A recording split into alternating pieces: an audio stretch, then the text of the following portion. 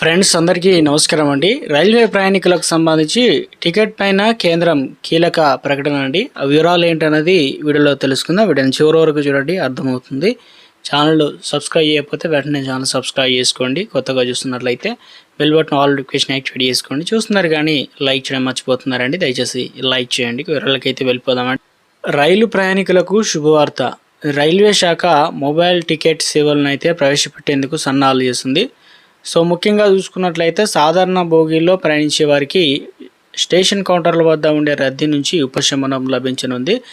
అంటే కొత్త విధానం ద్వారా ప్రయాణికులు ఇకపైన క్యూలో నిలబడాల్సిన అవసరం అయితే ఉండదు. సో క్యూలో నిలబడి టికెట్లు తీసుకోవాల్సిన అవసరం అయితే ఉండదు.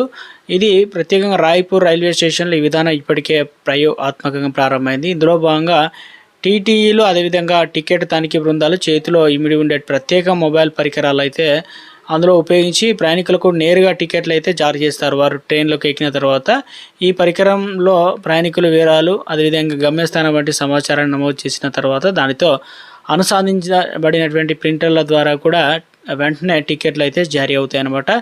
ఈ కొత్త సేవతో ప్రయాణికుల సమయం కూడా ఆదా అవుతుంది. రైలు ప్రయాణం మరింత సౌకర్యవంతంగా మారుతుంది అన్నమాట.